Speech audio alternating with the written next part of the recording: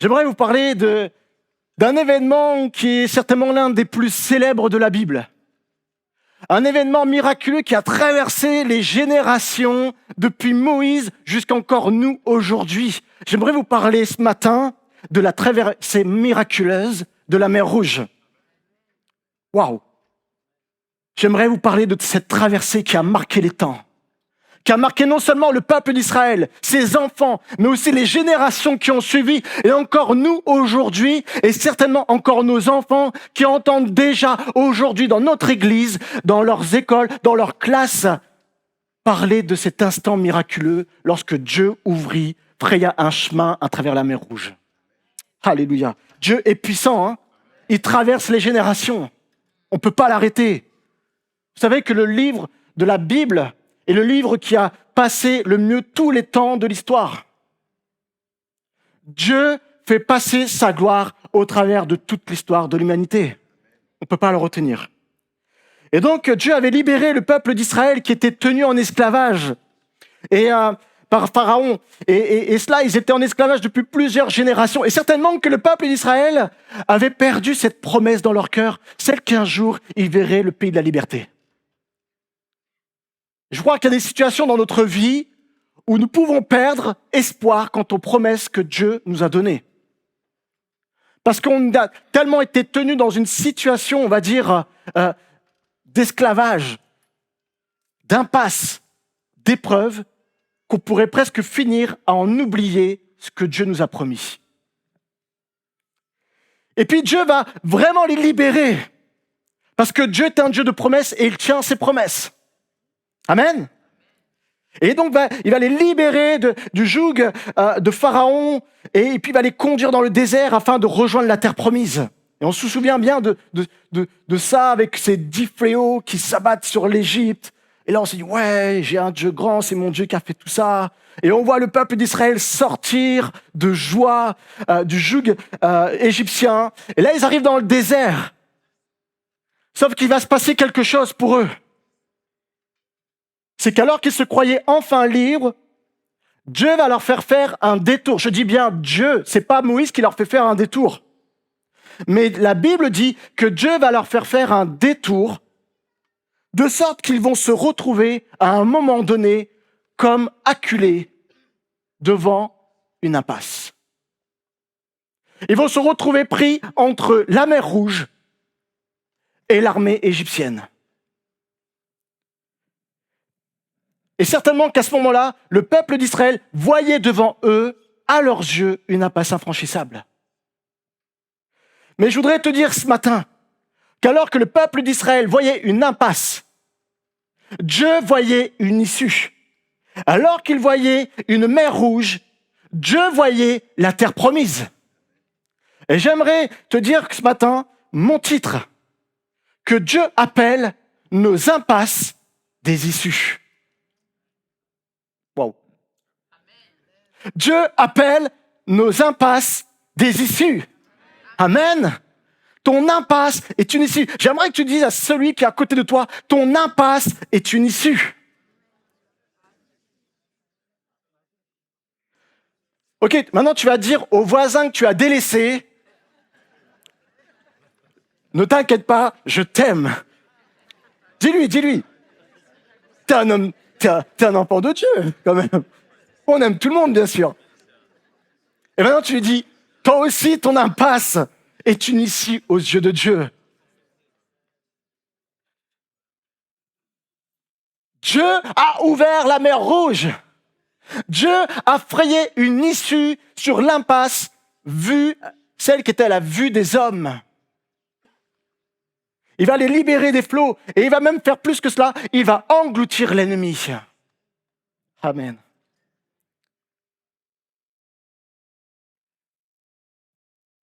Je ne sais pas comment tu considères tes impasses. Moi, la première chose que je fais lorsque je rentre dans une impasse, je râle. Je sens que je ne suis pas tout seul. J'ai une petite anecdote à vous partager. Une fois, j'allais à un rendez-vous d'expertise. Et puis là, vous savez, vous faites confiance à votre meilleur ami GPS. Vous savez comment il s'appelle ? Dites-le, c'est quand même pas mon seul ami aussi, c'est le vôtre aussi. Waze, on est d'accord? Waze se trompe jamais. Waze nous fait jamais des détours. Ah? Non, je vais vous dire, je vais vous expliquer. J'allais à mon rendez-vous et généralement ma femme est témoin. Alors ne m'écoutez pas, cher leader, responsable de département, je me mets toujours borderline en timing. Ne faites pas comme moi dans l'église, s'il vous plaît. Et donc là, j'arrivais pile poil à l'heure de mon rendez-vous et je suis Waze en toute confiance. Et là, je rentre dans une voie à sens unique. Et là, je me dis, là, ça sent pas bon. J'ai un SUV, je ne sais déjà pas comment je vais me garer. Je rentre, je ne trouve pas l'adresse. Et là, je m'aperçois que je suis dans une impasse. Et là, je commence à râler après Waze. Comment je vais faire? Et là, j'ai eu comme une petite lueur, là, un petit moment de lucidité. Oui, ça m'arrive des fois. Je prends du recul sur le plan, je dézoome. Je prends de la hauteur. Et je m'aperçois que non, Waze ne m'a pas trompé. Parce que la maison se trouvait dans l'impasse de l'impasse. En réalité, il fallait que je me stationne et ensuite je continue à pied dans une petite impasse piétonne pour arriver à la maison. Et là, je dis, bon, ça va, ouais, je te pardonne pour l'instant. Et là, j'arrive au rendez-vous et vous savez quoi? J'avais 15 minutes d'avance sur mon confrère qui venait défendre la partie adverse. Et là, il arrive, et là, il me reconnaît, il dit, mais comment t'as fait? T'as pas trop galéré à stationner? Ah, j'ai dit, non, pas de problème.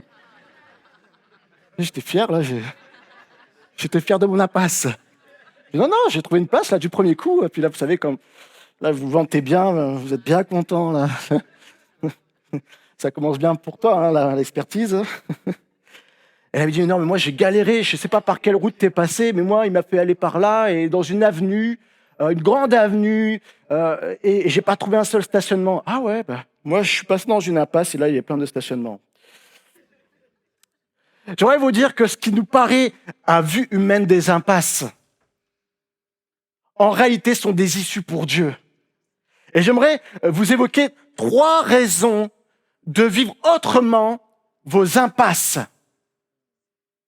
Parce que bien trop souvent, nous vivons nos impasses comme des situations d'échec, de perte de temps. Mais j'aimerais te dire premièrement que Dieu appelle notre impasse une issue à ton échec. Oh! Dieu appelle notre impasse une issue à notre échec. Amen. Et j'aimerais qu'on lise ensemble dans Exode, chapitre 13, ce récit. Et vous allez voir, on va se régaler. Chapitre 13, verset 17. Lorsque Pharaon, laissa aller le peuple, Dieu ne le conduisit point par le chemin du pays des Philistins, quoique le plus proche, quoique le plus court, quoique le plus rapide.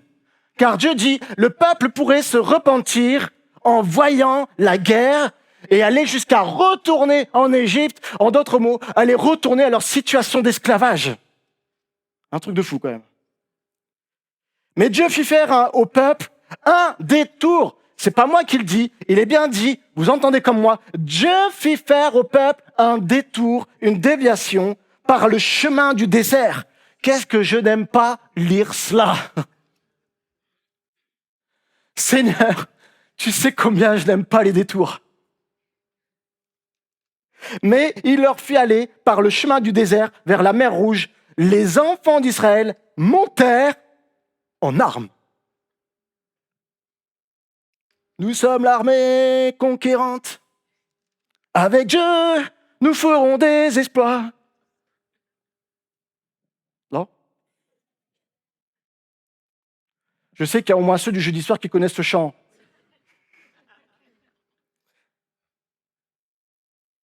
Dieu fit faire un détour au peuple. Bien plus, il va les enfermer. Il va les enfermer dans le désert. C'est incompréhensible. Mais regardez, écoutez-moi bien. Pourquoi il fait ça, le Seigneur? Pourquoi Dieu précipite son peuple dans la passe? Pourquoi? Parce qu'il n'était pas prêt. Le peuple d'Israël n'était pas prêt à affronter l'armée des Philistins qui se dressait sur leur route. Je ne sais pas si le peuple d'Israël connaissait sa carte géographique. Je ne sais pas si le peuple d'Israël savait que sur cette route qui était la plus courte pour aller au pays de la promesse, au pays de Canaan, il y avait les Philistins. Mais une chose est sûre, c'est que alors que eux se considéraient comme une armée victorieuse, prête, en rang de bataille, c'est ce que dit la Bible, hein, à peine sortis d'Égypte, alors qu'ils étaient en esclavage depuis des générations au Pharaon, ils ont même presque râlé contre Moïse lorsqu'il leur dit « Hop, il est temps de sortir ». Ça y est, messieurs se croient déjà tout puissants. Et ils marchent en rang de bataille. Moi, je crois souvent que Dieu nous saisit. Il nous fait prendre conscience que des fois, nos apparences sont trompeuses. Et là, le peuple d'Israël, bien qu'ils avaient une allure d'armée organisée et puissante, Dieu savait que cela n'était qu'une apparence. Dieu savait qu'en réalité, il n'était pas prêt à affronter l'ennemi. Dieu savait que s'il laissait prendre le chemin le plus court, ça aurait été la catastrophe. Et on le verra plus tard. Et vous pouvez relire ce passage. Mais Dieu savait que s'il les laissait aller sur ce chemin, alors ils seraient enclins au découragement. Parce que leur foi était faible. Leur foi était faible. Si les Israéliens avaient affronté les Philistins, ils auraient abandonné et seraient revenus à leur état initial, leur état d'esclavage. Mais Dieu va leur faire un détour. Et il va les conduire dans ce qui semblait à leurs yeux une impasse. Pour quelle raison? Non seulement pour les préserver, mais aussi pour les préparer. Dieu va conduire le peuple d'Israël non seulement pour les préserver de l'échec, mais aussi pour les préparer. Et bien souvent, à nos yeux, nous pensons que le meilleur chemin pour accomplir ce que Dieu nous appelle, c'est le chemin le plus court. Mais cela me rappelle un proverbe, chapitre 14, verset 12, je vais vous le lire. Telle voie paraît droite à un homme, telle voie paraît juste à un homme, telle voie paraît bonne à un homme, mais son issue, c'est la voie de la mort. Son issue, c'est la voie de la mort. Et bien souvent, nos voies sont des voies de la mort. Nos voies sont des voies d'échec. Nos voies sont des voies qui nous amènent à abandonner la course à laquelle le Seigneur nous appelle. Mais Dieu, qui nous connaît, qui connaît notre foi, qui connaît notre maturité spirituelle, qui connaît notre force, prend soin de nous éviter l'échec en nous faisant passer par des chemins qui peuvent nous sembler des impasses. Dieu veut préserver notre foi. Dieu veut préserver ta foi. Dieu veut te préserver. Il veut faire de toi un conquérant, bien plus. Il veut faire de toi un ouvrier, un soldat, champion, victorieux en son nom, en prenant soin de te préparer dans ton impasse. Amen. Deuxièmement, Dieu appelle notre impasse une issue pour faire éclater sa gloire. Amen. Dieu veut faire de ton impasse une issue pour faire éclater sa gloire. Attends-toi, si tu es aujourd'hui dans une impasse, à voir la gloire de Dieu dans ta vie. Il n'y a pas de mer rouge qui s'ouvre sans impasse. Il n'y a pas de miracle sans impasse. Il n'y a pas de Philistins, il n'y a pas d'armée égyptienne qui soit engloutie sans impasse. Regardons ce qu'il est dit, Exode 14, verset 1. L'Éternel parla à Moïse et il dit, parle aux enfants d'Israël qu'ils se détournent et qu'ils campent devant Pi-Hahiroth entre Migdol et la mer vis-à-vis de Baal-Tséphon. C'est en face de ce lieu que vous camperez près de la mer. Pharaon dira des enfants d'Israël, ils sont égarés dans le pays, le désert les enferme. On va les achever. Retour au bercail, mes chers et tendres. Moi, le Seigneur, l'Éternel, j'endurcirai le cœur de Pharaon, et il les poursuivra. Mais Pharaon et toute son armée serviront à faire, avec moi, éclater ma gloire. Amen. Et les Égyptiens sauront que je suis l'Éternel, et les enfants d'Israël firent ainsi. Les enfants d'Israël obéirent. Dieu les amène à faire un détour, mais ils obéissent. Et je crois que devant moi, il y a des enfants de Dieu qui obéissent à la voix de Dieu. Mais combien de temps tu obéis lorsque tu te rends compte que tu vas dans une impasse?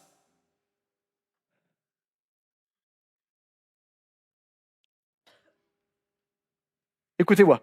Dieu explique à Moïse qu'il va mettre en place une situation là, ici. Dieu est en train de dévoiler son plan. Dieu est en train d'expliquer à Moïse, voilà comment il va faire pour terrasser l'ennemi. Voilà qu'il va faire cela pour faire éclater sa gloire. Il va lui faire connaître son plan. Il va faire connaître aux Égyptiens son nom. Il va les terrasser. Et comme prévu, comme Dieu l'avait prévu, Pharaon va se jeter, pensant que le peuple d'Israël était comme perdu. Et qu'est-ce qui va se passer pour le peuple égyptien? Pour l'armée égyptienne? Ils vont gagner ou ils vont perdre? Ça va, vous me suivez? Pharaon va se jeter dans le piège. Dieu a mis en place une stratégie. Dieu a mis en place un détour. Dieu a mis en place une impasse pour faire éclater sa gloire et terrasser l'ennemi. La Bible emploie aussi ici souvent le terme enfant d'Israël. Il ne dit pas encore enfant de Dieu. Il est bien dit enfant d'Israël. Dernière ligne. Cela nous laisse entendre que les enfants d'Israël ne connaissaient pas Dieu personnellement. Mais les enfants connaissaient le Dieu de leur père. Ils connaissaient le Dieu de leur père. Ils n'avaient pas de relation personnelle avec le Dieu de leur père. Parce qu'ils n'étaient encore aujourd'hui qu'enfants d'Israël.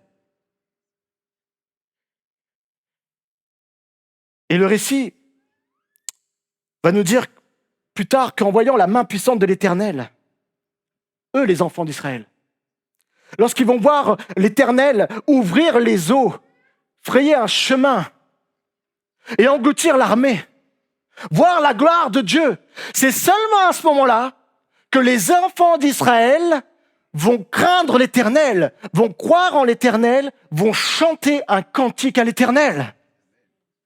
C'est seulement lorsqu'ils vont voir la gloire de Dieu dans leur vie qu'ils vont croire au Dieu de leur père. C'est facile de suivre le Dieu de nos pères. Mais pour autant, est-ce le Dieu véritablement de notre vie? Est-ce véritablement notre Dieu d'un point de vue personnel? Est-ce que la relation que tu as avec ton Dieu est la même que celle qu'avait ton père spirituel? J'aimerais te dire ce matin que Dieu permet des impasses dans notre vie afin qu'il éclate sa gloire pour que nous puissions voir sa gloire dans notre vie. Pour que nous puissions voir sa gloire dans notre vie. Pour que nos enfants puissent voir sa gloire dans leur vie. Pour que nos enfants puissent reconnaître que notre Dieu est le Dieu véritable et vrai. Ton impasse, tes enfants la voient. Ton épreuve, tes enfants la voient. Ton épreuve, tes collègues la voient. Ta famille la voit. Ceux qui ne croient pas en Dieu la voient. Et lorsqu'ils verront te sortir miraculeusement de ton impasse, alors ils verront à leur tour la gloire de Dieu et ils diront que manifestement, son Dieu est à présent mon Dieu. Est-ce que c'est pas ce que tu as envie dans ta vie? Est-ce que tu n'as pas envie que ton fils, ta fille soit aussi un enfant de Dieu? Est-ce que tu n'as pas envie que ta famille devienne aussi des enfants de Dieu au travers de ton impasse? Alors arrête de regarder ton impasse comme une épreuve fatale. J'ai qu'un amen. Alléluia. Ah, je sais, c'est pas facile de dire merci Seigneur pour ton impasse. C'est pas simple, hein? Mais j'essaie de vous persuader ce matin qu'au travers de nos impasses, Dieu veut se glorifier. Dieu veut faire éclater sa gloire pour en sauver un plus grand nombre. Sans impasse, pas de miracle. Non seulement Dieu veut faire éclater sa gloire dans notre vie, mais aussi celle de nos enfants. Mais il veut faire aussi éclater sa gloire envers nos ennemis. Envers nos ennemis. Envers nos ennemis. Dieu veut faire éclater sa gloire envers nos ennemis. Plus loin, il veut même les terrasser, les engloutir. Et certainement que nous avons dans nos vies encore des choses qui nous retiennent dans notre Égypte. Nous avons chanté ce matin que Dieu est celui qui brise tout lien avec l'Égypte. Mais pour cela, il faut passer par l'impasse. Il y a des chaînes qui ne se brisent que par l'impasse. Ça te choque ce que je te dis? Oui, Dieu a brisé les chaînes le jour où tu l'as accepté dans ta vie. Mais il y a encore des chaînes que tu ne vois pas. Il y a des chaînes, il y a des liens que le peuple d'Israël ne voyait pas. Au point où, dès qu'ils furent devant la passe, ils eurent envie de repartir en arrière. Il y avait des choses qui n'étaient pas brisées avec leur passé. Excusez-moi, mais pour qu'on puisse avoir ce désir de se remettre sous le joug égyptien, pour qu'on ait l'intention de revenir dans l'état d'esclavage, mais c'est qu'il y a des choses qui nous retiennent encore dans le passé. Si nous sommes aujourd'hui encore à regarder en arrière, plus qu'à regarder à ce que Dieu va ouvrir, va frayer un chemin dans notre impasse, c'est que manifestement, il y a des choses qui ne sont pas résolues dans notre vie. Je vous rassure, ce n'est pas Dieu qui m'appelle. Je raccroche.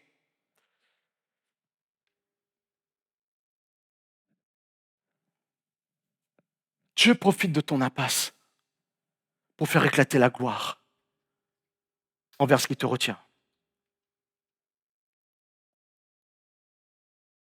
Il veut briser des chaînes. Il veut briser des liens. Il veut engloutir tes liens.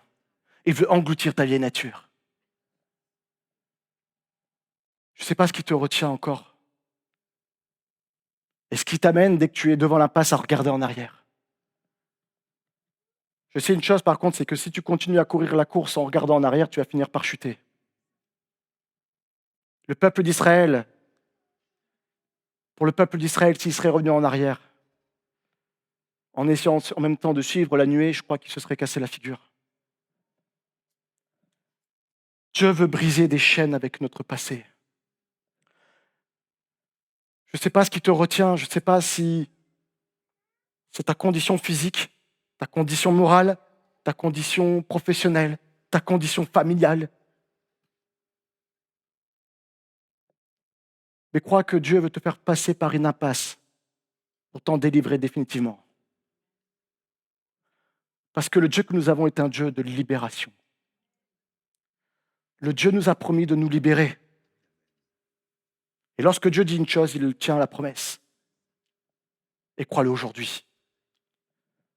Que dans ton impasse, Dieu va encore te montrer qu'il est le Dieu qui libère. Amen. Il veut terrasser l'ennemi, briser les chaînes. Troisième point. Dieu appelle nos impasses une issue pour fortifier notre vie de prière.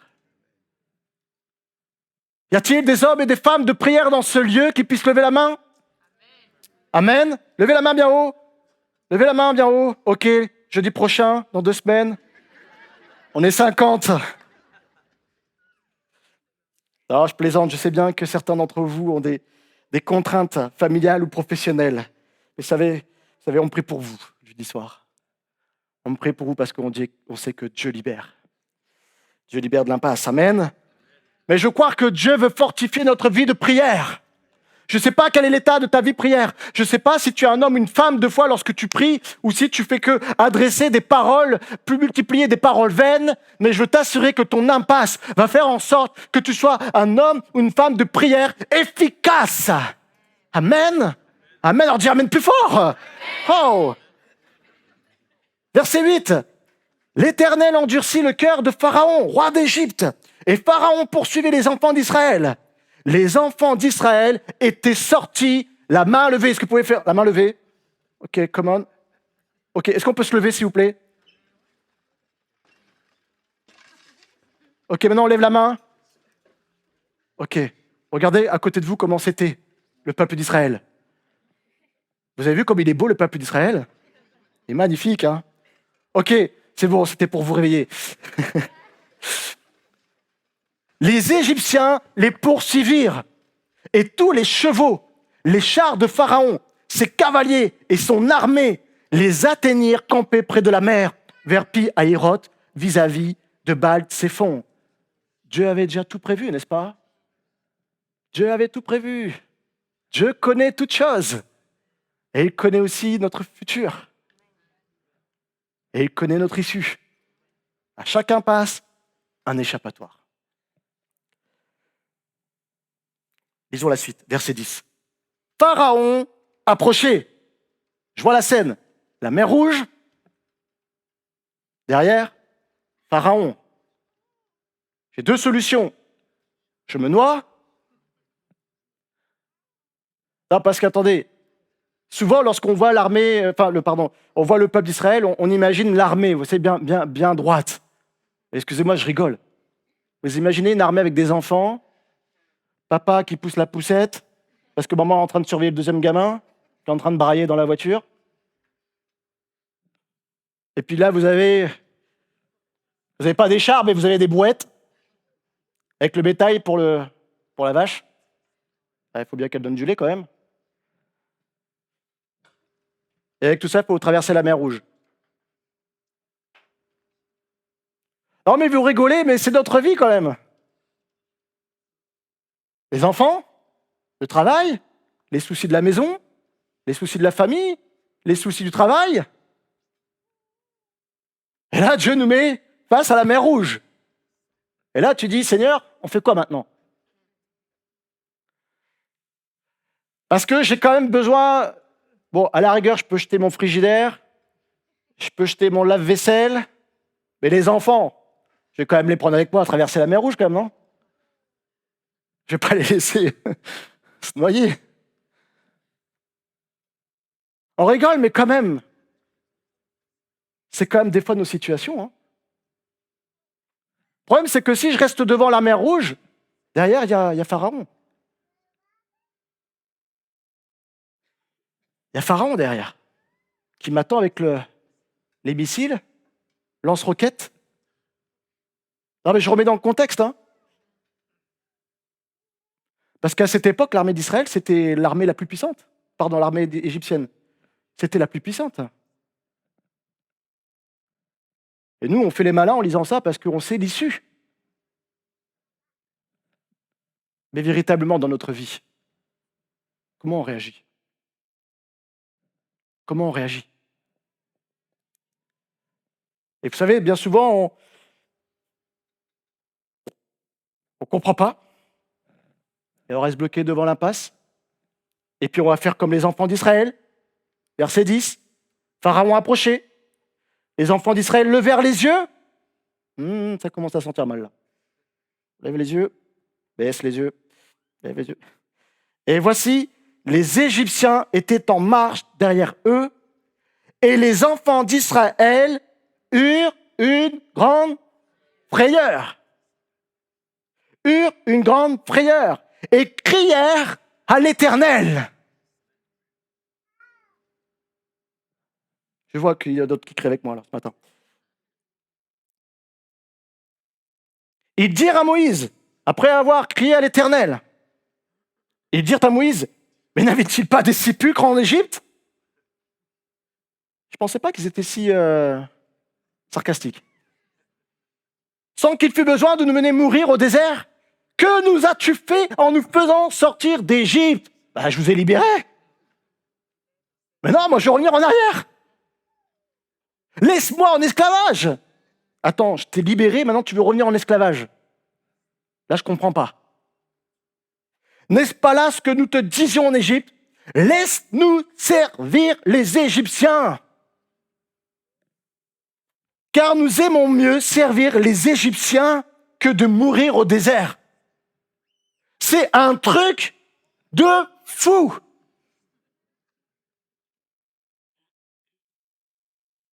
Et malheureusement, dans nos vies, nous avons des réactions intelligentes à nos yeux, mais folles aux yeux de Dieu. Parce que je me mets à la place de Moïse, mais franchement, j'aurais envie de... Là, je ne le dis pas. On va être censuré après. Ah mais attendez, j'aimerais qu'on s'arrête un instant sur cette situation. On a le peuple d'Israël, ils sont 2 millions, ok ? Ok, même si on déduit, on enlève les enfants, ok, même si on va éviter de toucher au féminisme et de ne pas enlever les femmes, mais quand même on était beaucoup, 2 millions. Et il est parlé en face de 600 chars. On va dire qu'en moyenne, ils étaient 2 par char, voire 3 s'il y avait peut-être un gradé. On multiplie. Est-ce qu'il y a des gens qui sont encore assez forts en maths ce matin ? 600 fois 2,5. Bon, allez, même si on fait 600 fois 3. Allez, prenons le cas le plus défavorable. On a un prof de maths, là. Jean-Émile, dis-nous. Ça va, je crois que t'es... Pourquoi ils t'ont fait partir à la retraite ? T'es encore en forme. 1800. 2 millions, 1800. Je répète, 2 millions, 1800. Et d'un. De 2. La Bible nous dit que la nuée, la présence de Dieu, était à leur côté seulement la journée ? Jour et nuit. La journée, il y avait une nuée. La nuit, il y avait une colonne de feu qui les éclairait. Dieu était avec eux jour et nuit. 2 millions, Dieu avec eux, sans compter qu'ils avaient été témoins de l'action de Dieu dans leur vie par la mise en place de 10 fléaux quand même. Qui, n'oublions pas, a fini par massacrer les premiers-nés égyptiens. Un claquement de doigts, tous les premiers-nés tués. Voilà 3 conditions, 3 choses qu'ils ont vécues. Et là, tout ce qu'ils trouvent à dire, devant une mer rouge, je veux revenir en arrière. Expliquez-moi. La réponse est dans le texte. Je voudrais vous dire ici qu'il n'est pas question de foi. Peut-être tu t'es dit, mais il manquait de foi. Moi, je peux te dire que non. C'est pas une question de foi. Et j'aimerais te rassurer ce matin que si tu cries à l'Éternel, c'est pas parce que tu manques de foi. Et j'aimerais pour ceux qui disent à leurs frères et sœurs, quand ils sont dans l'impasse, quand ils sont dans l'épreuve, « Oh, mais le Seigneur veut t'apprendre à avoir plus de foi dans ta vie. » Arrête. Taisez-vous. Taisez-vous.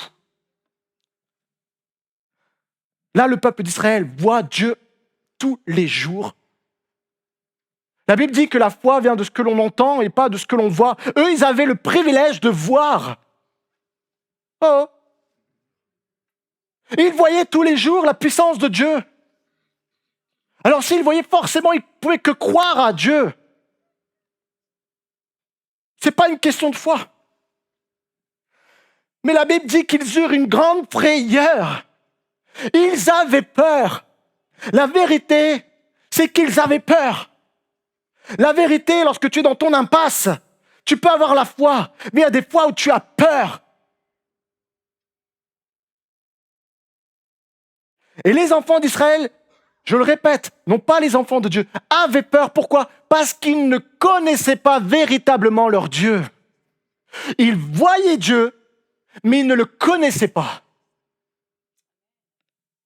Ils voyaient Dieu, mais ils ne le connaissaient pas.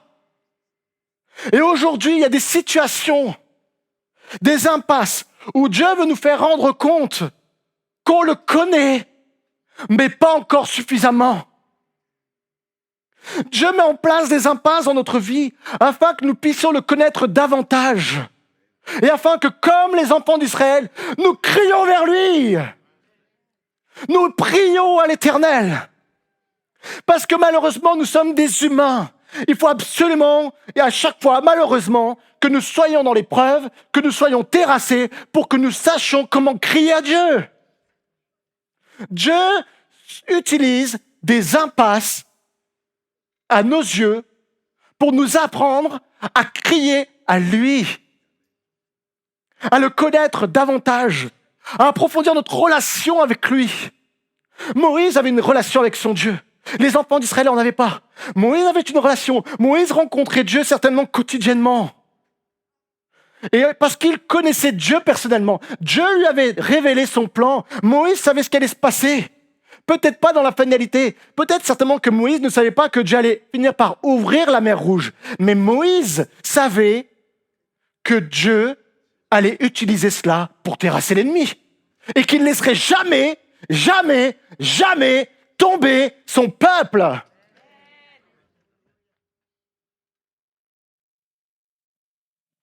Dieu ne nous laissera jamais tomber.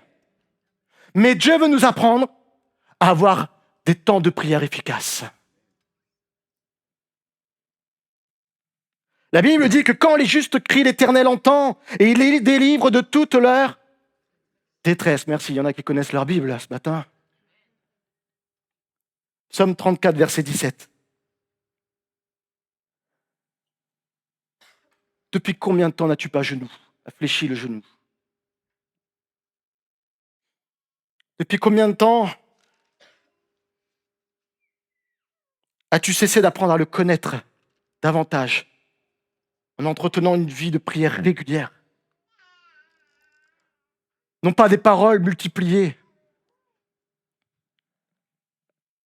mais des paroles inspirées par le Saint-Esprit. Parce que c'est ce que Dieu veut pour nous, mes frères et sœurs. Il veut que lorsque nous prions, nous crions à lui. Ce ne soit pas des prières, excusez-moi l'expression, des prières d'apparence, des prières hypocrites, des prières pour lesquelles le cœur n'est pas. Seules les lèvres bougent. On fait le poisson spirituel, mais le cœur n'y est pas.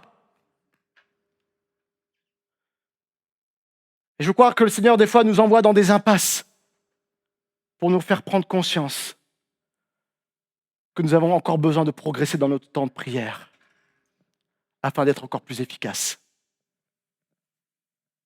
Amen. Crions à Dieu.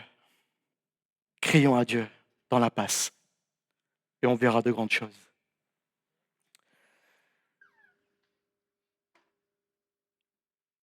Lorsque je méditais sur cette parole, il m'est venu ce verset. Par rapport à ce troisième point, l'impasse qui est en réalité une issue pour fortifier ma vie de prière. De manière à ce que lorsque je prie, ça ne soit pas en vain, mais que ce soit avec efficacité. Et là, il m'est revenu ce verset, Matthieu 6,6, que vous connaissez fort bien, d'entrer dans notre chambre, de fermer notre porte et prier notre Père qui est là dans le lieu secret. Et notre Père qui voit dans le secret nous le rendra. Vous savez, je peux annoncer avec d'autres nos temps de prière le jeudi soir. La réalité, c'est que le temps de prière ne s'arrête pas au jeudi soir. Mais Dieu veut t'apprendre dans ton impasse, dans notre impasse, que le temps de prière, c'est journalier, c'est quotidien. Et je crois que le Seigneur, des fois, nous permet de rester plus longuement dans ce qui nous paraît une impasse, parce qu'au vu de Dieu, il n'y a pas d'impasse, qu'on se comprenne bien. Mais il nous permet de rester dans cette situation, parce qu'il sent bien qu'on a encore besoin de progresser dans la prière. Il sent bien qu'on a besoin d'être encore plus constant. Il sent bien qu'il veut faire de nous un homme et une femme de prière qui va prier pour son Église, qui va prier pour ses enfants, qui va prier pour sa famille, qui va prier pour ses collègues, qui va prier pour ses ennemis. Amen. De manière à ce que sa gloire éclate. de manière à ce que ses enfants soient sauvés, de manière à ce que l'Église croisse et que des âmes nouvelles viennent.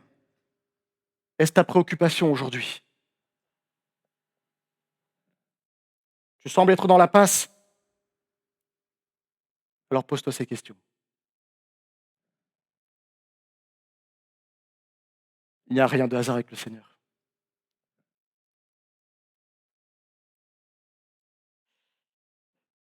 Au-delà de cette introspection, j'aimerais tout de même terminer par une parole encourageante.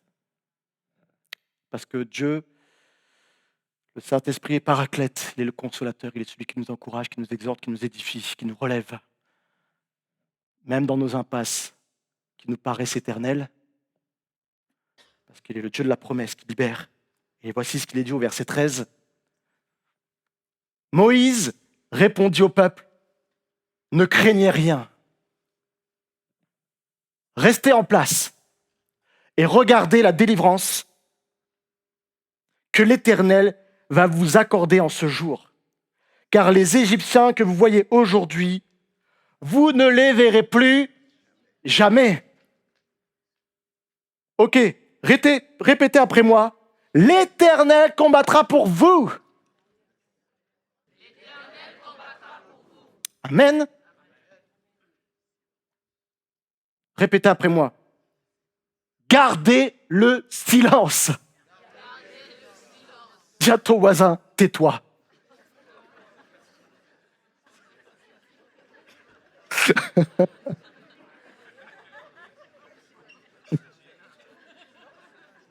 Ok, j'ai pas dit avant cela, Dieu te dit de te taire.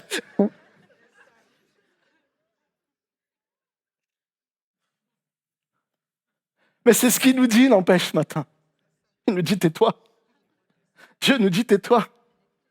Garde le silence, parce que je vais combattre pour toi. Il ne nous a jamais demandé de batailler par nos soins, parce qu'il a déjà tout vaincu à la croix. Il a tout vaincu à la croix. J'ai demandé à l'équipe de louange de bien venir avec moi. On va prendre le temps encore de célébrer sa victoire, n'est-ce pas? Mais Dieu veut aussi, au travers de sa victoire, que nous puissions célébrer aussi nos victoires en son nom. Parce que le Dieu que nous avons est un Dieu de victoire. Il est celui qui permet l'impasse, mais en ayant déjà prévu l'échappatoire. Il est celui qui permet à ce qu'il y ait nos yeux des voies sans issue pour faire éclater sa gloire. Il permet ces voies sans issue pour nous faire grandir dans la vie de prière. Amen. Est-ce qu'il y a des hommes et des femmes de prière ce matin qui se lèvent ce matin et qui puissent commencer à applaudir le Seigneur, qui puissent le remercier? Levez-vous, levez-vous. Alléluia. Est-ce qu'on peut applaudir le Seigneur, le roi des rois, celui qui combat pour nous? Dieu est grand, n'est-ce pas? Dieu est victorieux.